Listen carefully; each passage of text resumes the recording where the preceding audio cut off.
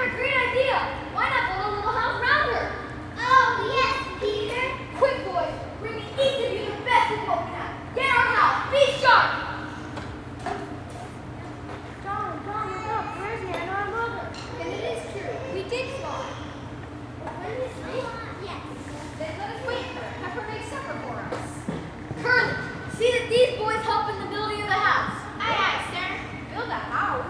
For the Wendy. For Wendy? But she's only a girl. Of course, and that is why we are her servants. You, Wendy's servant? Yes, and you also. Away with them. For we must fetch a doctor. Nick, go get a doctor.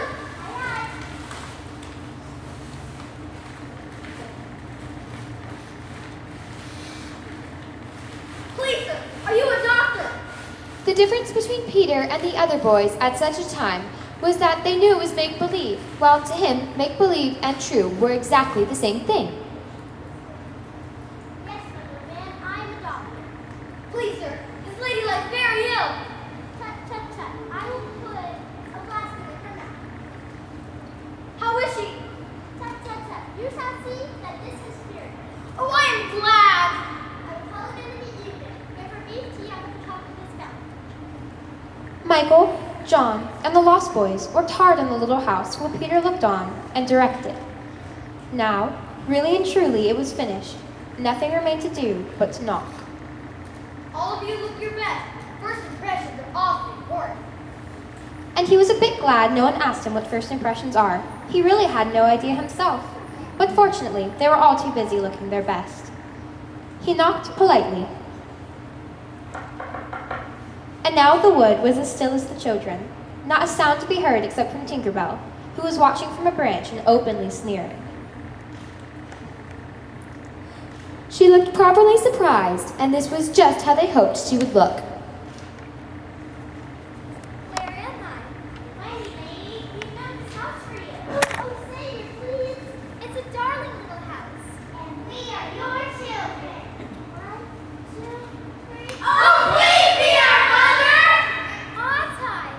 Of course, it's frightfully flattering, but you see, I'm only a little girl. I have no real experience. That doesn't matter. All we need is a nice motherly person.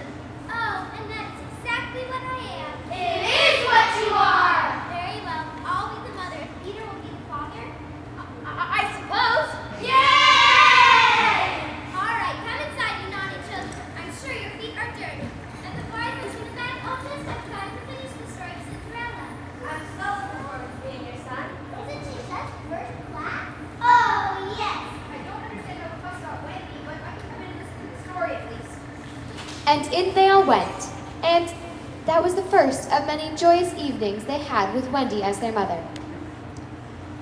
But as time wore on, did Wendy think much about the beloved parent she had left behind her? I'm afraid that Wendy did not really worry about her father and mother. She was absolutely confident that they would always keep the window open for her to fly back by.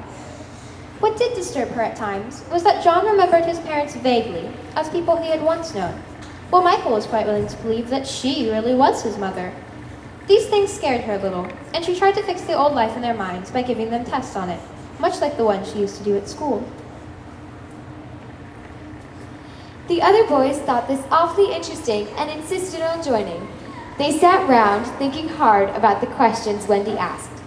They were the most ordinary questions. What was the color of Mother's eyes?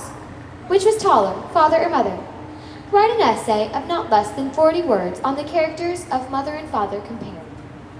Of course, Peter did not compete. For one thing, he despised all mothers except Wendy, and for another, he was the only boy in the island who could neither write nor spell. He was above all that sort of thing. And you should know that the questions were all written in the past tense. What was the color of Mother's eyes? And so on. Because Wendy, you see, had been forgetting too.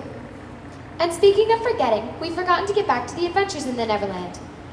Let us speak of the time that Peter decided he wasn't the captain of the Lost Boys after all, but something else instead.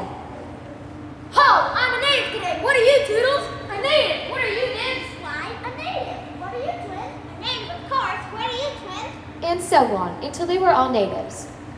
So now comes our question of which tale to tell. We might tell of how Peter saved Tiger Lily's life in the Mermaid's Lagoon, and so made her his ally. Or suppose we tell of the birds that were Peter's friends, particularly of the Never Bird, whose nest fell into the lagoon, and still the bird sat on her eggs. And Peter gave orders that she was not to be disturbed. That is a pretty story, and the end shows how grateful a bird can be. Which of these adventures shall we choose? I have thought it over, and we shall tell both.